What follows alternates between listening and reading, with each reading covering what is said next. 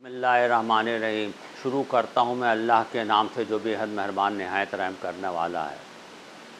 आज का मेरा मौजू है सर का दर्द और ब्लड प्रेशर का आपस में ताल्लुक़। देखें, बहुत से लोग ये समझते हैं और एक आम तासुर होता है कि जब थोड़ा सा बीपी बढ़ता है तो सर में दर्द हो जाता है। ऐसा बिल्कुल नहीं है। अगर ये एक पक्की बात है कि ब्लड प्रेशर एसिम्प्टोमेटिक डिजीज़ है, यानी कि उसका कोई सिम्टम नहीं होता है। तो अगर ये कहना कि सर का दर्द होता है तो हमें पता चल जाता है कि ब्लड प्रेशर है, ये बात सही नहीं है। बल्कि उल्टा हिसाब है। क्या है कि जब सर का दर्द होगा तो थोड़ा सा ब्लड प्रेशर बढ़ जाएगा। अब इस तासुर से कि जब मेरे ब्लड प्रेशर बढ़ेगा तो सर का दर्द होगा या चक्कर आएंगे, बड़ी बड़ी गलतियां हो जाती हैं, खुशफहमियां हो जाती हैं। एक मरीज़ ये कहता है कि डॉक्टर साहब जब मेरा ब्लड प्रेशर बढ़ता है तो मुझे पता चल जाता है, मैं उस वक्त दवाई ले लेता हूँ। अरे भाई, किस तरह से पता चल जाता है? वो कहता है जी मेरे सर में दर्द हो रहा है। वो कह रहा है कि भाई मेरे को चक्कर आ रहा है, सर भारी हो रहा है। तो ये एक बात सही नहीं है। इससे क्या होता है कि दवाई में नागा होने लगता है। पेशेंट ने दवाई खाई या ना खाई, उसके लिए कभी खाता है कभी नहीं खाता है। तो देखें, अब उसका ब्लड प्रेशर कैसे पता चलता है? एक तो डॉक्टर के पास किसी और चीज़ के लिए गया, उसने रूटीन में ब्लड प्रेशर चेक किया तो वो तो बता रहा है आपको तो ब्लड प्रेशर बहुत बढ़ा हुआ है।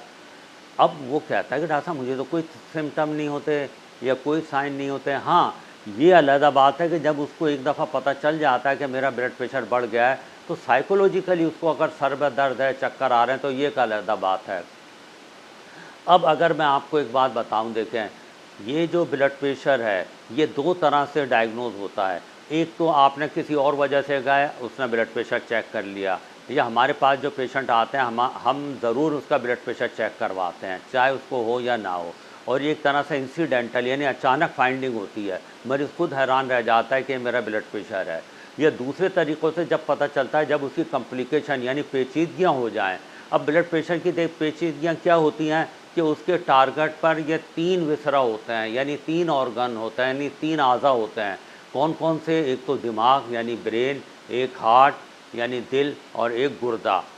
अब देखें, मिसाल के तौर पर ये अगर ब्रेन पे अटैक करेगा तो कर देगा, ये स्ट्रोक कर देगा, फालिज।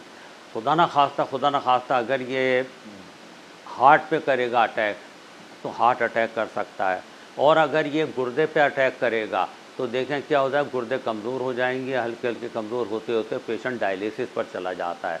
ज़्यादातर जो पेशेंट डायलिसिस पे जाता है तो उनमें ब्लड प्रेशर और शुगर में से एक चीज़ होती है या दोनों ही चीज़ें होती हैं।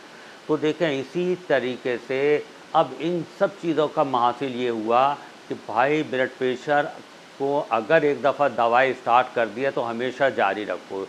आप उस वक्त तो मरीज़ ले जाता है, लेकिन बाद में वो यही फार्मूला करता है कि जब हो जाता है तो पता चल जाता है। एक बात।